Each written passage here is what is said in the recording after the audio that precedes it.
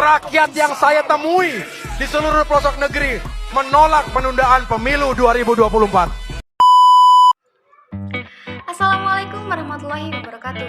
Perkenalkan, nama saya Karisma Alatusadiah dengan NIM 3302202085. Video ini dibuat guna memenuhi tugas UTS mata kuliah kewarganegaraan dengan dosen pembimbing Bapak Syifaul Amin.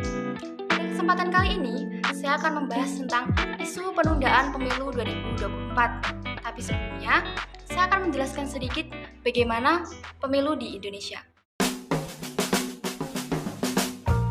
Pemilu adalah sarana kedaulatan rakyat untuk memilih anggota DPR, DPD, Presiden dan Wakil Presiden, dan DPRD yang dilaksanakan secara langsung, umum, bebas, rahasia, jujur, dan adil. Namun akhir-akhir ini sedang gencar-gencarnya isu tentang penundaan pemilu 2024. Berikut videonya. Rakyat yang saya temui di seluruh pelosok negeri menolak penundaan pemilu 2024 karena sesuai perintah konstitusi, pemerintahan saat ini akan mengakhiri masa tugasnya pada tanggal 20 Oktober 2024. Tanyaannya begini, apa iya ada PLT Presiden? Apa iya akan ada ratusan PLT anggota DPR RI dan DPD RI? Apa iya akan ada ribuan PLT anggota DPRD Provinsi Kabupaten Kota? Kalau di negara kita ada PLT Presiden dan ribuan PLT wakil rakyat yang berkuasa dan bekerja selama 2 hingga 3 tahun, betapa kacau dan keosnya situasi nasional kita. Saya khawatir dunia akan melihat Indonesia sebagai banana republic.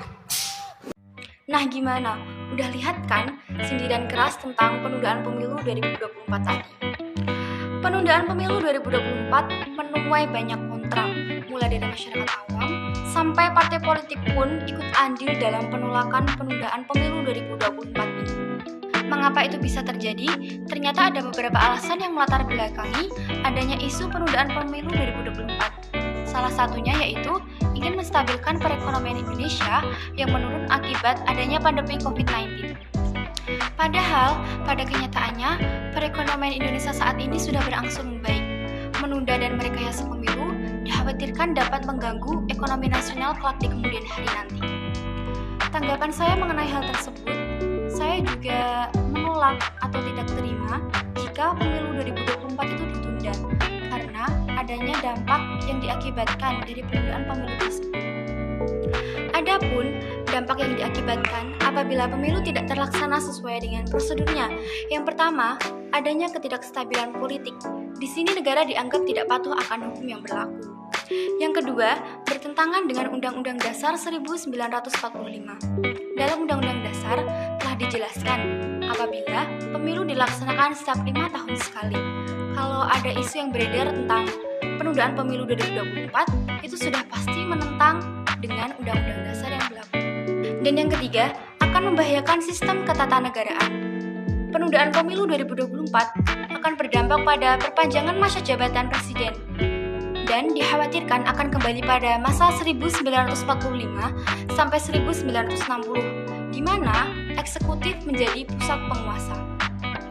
Harapannya, semoga pemerintahan pusat, pemerintahan daerah, panitia penyelenggara pemilu, dan aparat keamanan dapat melaksanakan tugasnya dengan baik dan penuh amanah.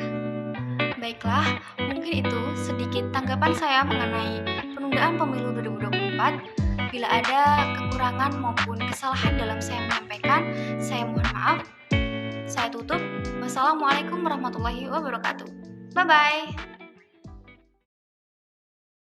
Sistem pemilu di Indonesia sesuai dengan Undang-Undang 1945 dan Undang-Undang Nomor 7 Tahun 2017 tentang Pemilihan Umum. Pertama, pemilu anggota DPR dan DPRD dilaksanakan dengan sistem proporsional terbuka, yaitu sistem pemilu di mana jumlah kursi di parlemen yang diperoleh partai sesuai dengan jumlah suara yang diperolehnya dari masyarakat. Pemilih secara langsung dapat memilih calon-calon yang akan duduk di parlemen. Kedua, pemilu anggota DPD dilaksanakan dengan sistem distrik berwakil banyak, yaitu sistem pemilu di mana dalam satu daerah pemilihan diwakilkan dengan kandidat berwakil majemuk yang memperoleh suara terbanyak. Ketiga, pemilu presiden dan wakil presiden, dengan sistem pluralitas atau mayoritas 2 putaran atau sering disebut two-round system. Yaitu, pasangan calon terpilih adalah pasangan calon yang memperoleh suara lebih dari 50% dari jumlah suara dalam pemilu presiden dan wakil presiden dengan sedikitnya 20% suara di setiap provinsi, yang tersebar di lebih dari setengah jumlah provinsi di Indonesia. Dalam hal tidak ada pasangan calon terpilih, pasangan calon yang memperoleh suara terbanyak pertama dan kedua, dipilih kembali oleh rakyat secara langsung dalam pemilu presiden dan wakil presiden.